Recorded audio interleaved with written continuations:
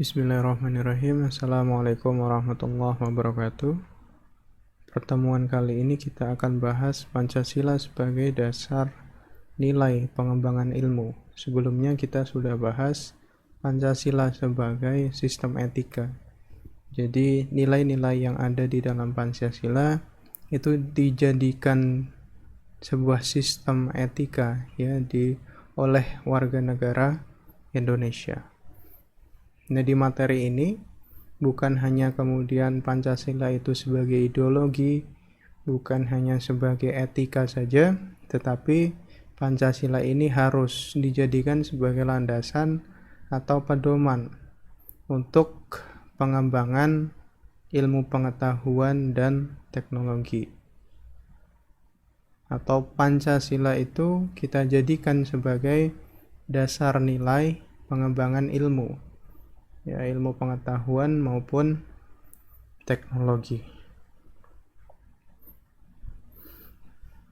Kita bahas dulu konsepnya, bahwa konsep Pancasila sebagai dasar nilai pengembangan ilmu, kalau berdasarkan dari modul pendidikan Pancasila dari Dikti itu ada 4. Yang pertama, bahwa setiap ilmu pengetahuan dan teknologi yang dikembangkan di Indonesia itu tidak boleh bertentangan dengan nilai-nilai Pancasila. Ini seluruh bidang ilmu, tidak terkecuali, harus sesuai dengan prinsip-prinsip atau nilai-nilai yang ada pada Pancasila. Tidak boleh bertentangan. Kalau bertentangan, artinya bahwa Pancasila ini belum kemudian dijadikan sebagai dasar nilai di dalam pengembangan ilmu tersebut. Kedua, setiap iptek, ilmu pengetahuan dan teknologi yang dikembangkan di Indonesia harus menyertakan nilai-nilai Pancasila sebagai faktor internal pengembangan iptek itu sendiri. Selain tadi tidak boleh bertentangan, pengembangan ilmu juga harus menyertakan nilai-nilai yang ada di dalam Pancasila. Mulai dari sila pertama sampai dengan sila kelima. Nanti kita akan lihat bagaimana nilai-nilai ini kita bisa pakai untuk pengembangan ilmu. Ketiga, nilai-nilai Pancasila itu berperan sebagai rambu normatif. Artinya, Pancasila harus dijadikan sebagai panduan dasar, pedoman, sebagai rambu-rambu kalau kita ingin mengembangkan sebuah ilmu. Keempat, setiap pengembangan iptek harus berakar dari budaya dan ideologi bangsa Indonesia. Nah, ini yang menjadi tantangan kita sekarang dengan adanya globalisasi, dengan adanya arus informasi yang tidak terbatas, maka batas-batas antar negara itu seperti tidak ada lagi. Informasi dari Korea, informasi dari Amerika itu bisa dengan mudah kita akses dari Indonesia, dan tentunya itu bisa mempengaruhi cara pandang warga negara Indonesia terpapar dengan pandangan-pandangan Barat, pandangan-pandangan yang cenderung pada sekulerisme, cenderung pada konsumtivisme, cenderung pada hedonisme. Nah, ini harus kita saring, karena pengembangan ilmu pengetahuan dan teknologi itu pada hakikatnya harus berakar dari budaya, ideologi bangsa kita sendiri.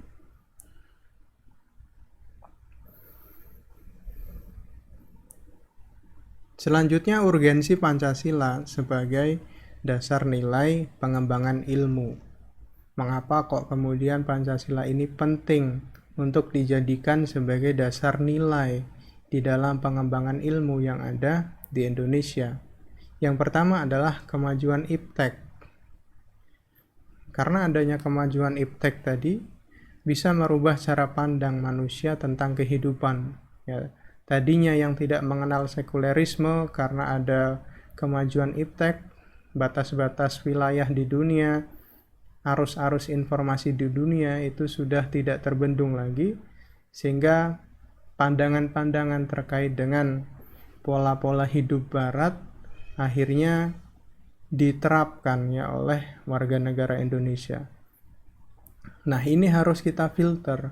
Filternya pakai apa? Filternya pakai Pancasila. Nilai-nilai yang ada di Pancasila kita terapkan di dalam pengembangan ilmu pengetahuan dan juga teknologi, ya.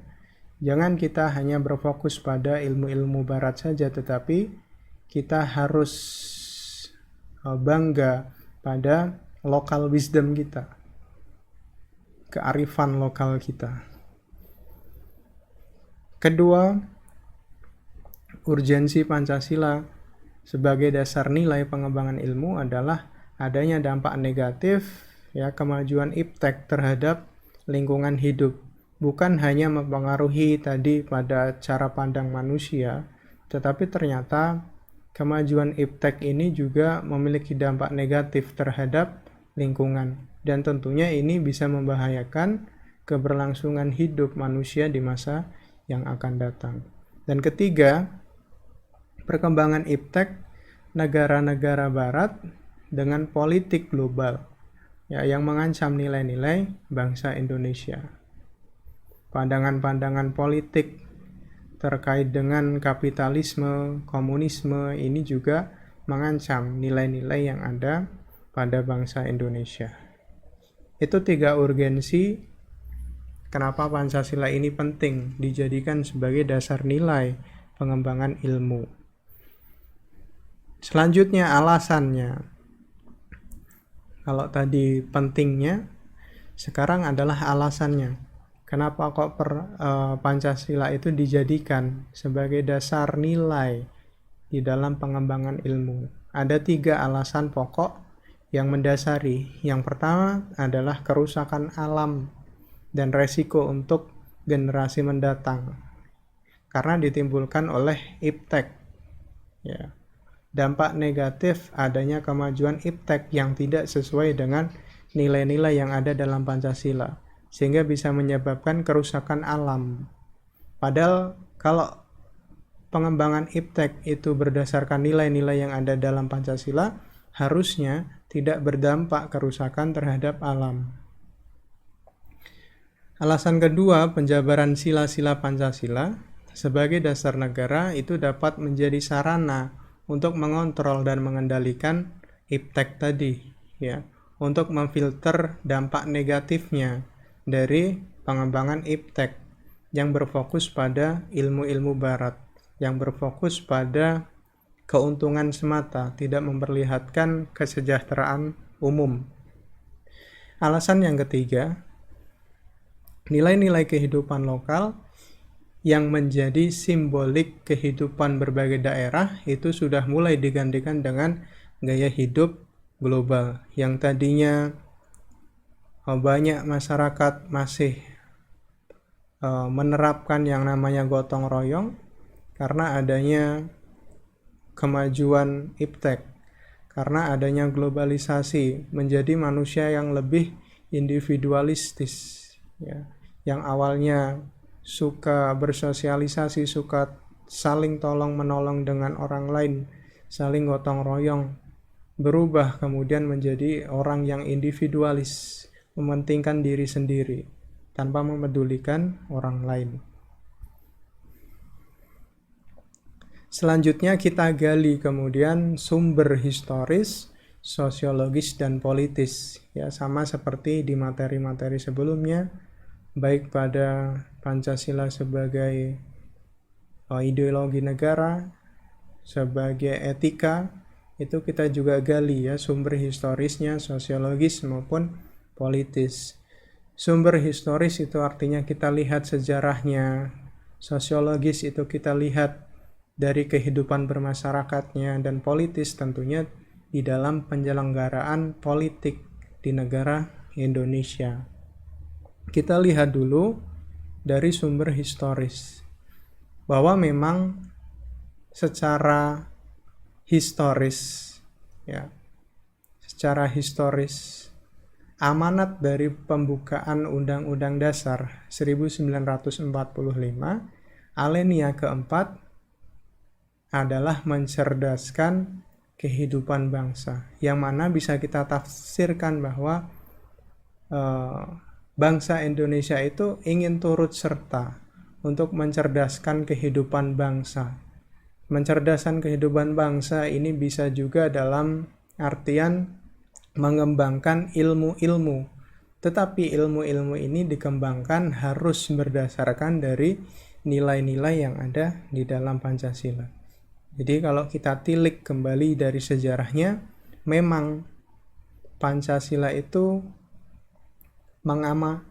pada pembukaan undang-undang, ya, pada pembukaan Undang-Undang 1945 ada amanat agar bisa mencerdaskan kehidupan bangsa. Ini sumber historis tentang Pancasila sebagai dasar nilai pengembangan ilmu.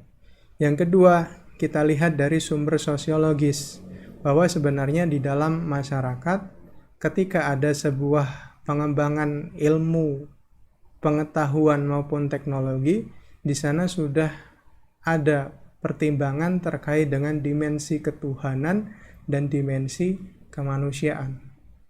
Walaupun belum kita kaitkan dengan Pancasila, tetapi ternyata secara sosiologis ya masyarakat itu sudah menerapkan kalau ada ilmu baru, ada pengembangan ilmu baru, itu tidak boleh terlepas dari nilai-nilai dalam dimensi ketuhanan maupun dimensi kemanusiaan. Contohnya, pernah dulu ya ada penolakan masyarakat atas rencana pembangunan pusat pembangkit listrik tenaga nuklir. Jadi tenaga nuklir ini merupakan salah satu pengembangan pembangkit listrik yang dulu sudah ada tenaga air, sudah ada tenaga uap, kemudian ada pengembangan bahwa pembangkit listrik ini bisa menggunakan tenaga nuklir.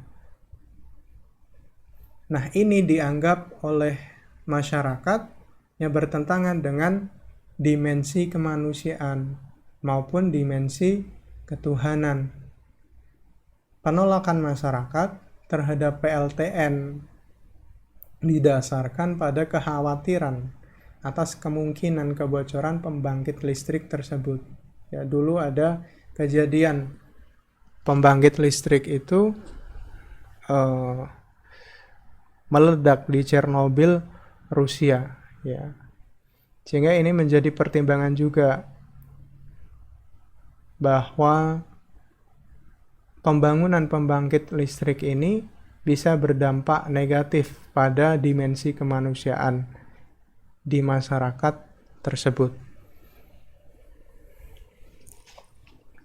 Selanjutnya, sumber politis tentang Pancasila sebagai dasar nilai pengembangan ilmu. Kita bisa lihat dari beberapa rezim, ya, beberapa era, baik era Orde Lama, Orde Baru, maupun sampai pada Orde Reformasi.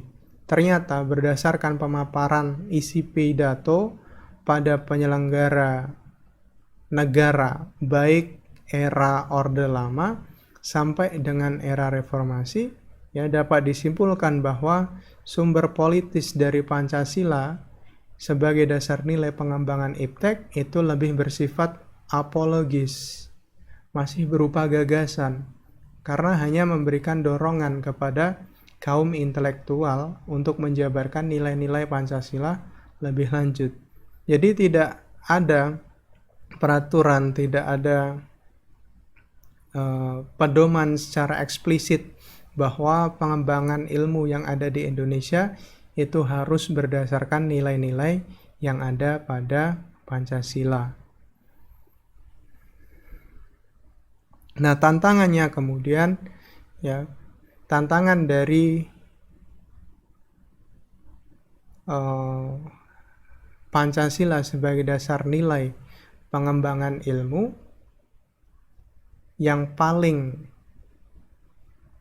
utama adalah karena adanya paham-paham atau cara pandang global ya, yang bisa mempengaruhi warga negara Indonesia di dalam memandang pengembangan ilmu pengetahuan dan juga teknologi.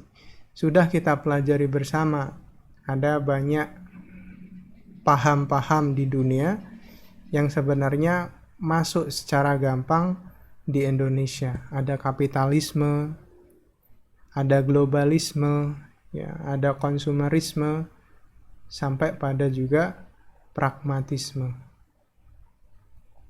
Ini yang menjadi tantangan utama di dalam menjadikan Pancasila sebagai dasar nilai pengembangan ilmu. Ya.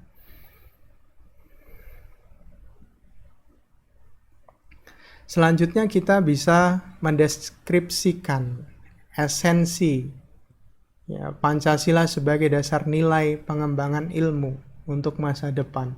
Jadi tiap sila-sila ini punya nilai-nilai yang bisa kita pakai untuk pengembangan ilmu, baik dari sila pertama sampai dengan sila kelima, ya, dari ketuhanan, kemudian kemanusiaan, persatuan, musyawarah, dan juga keadilan.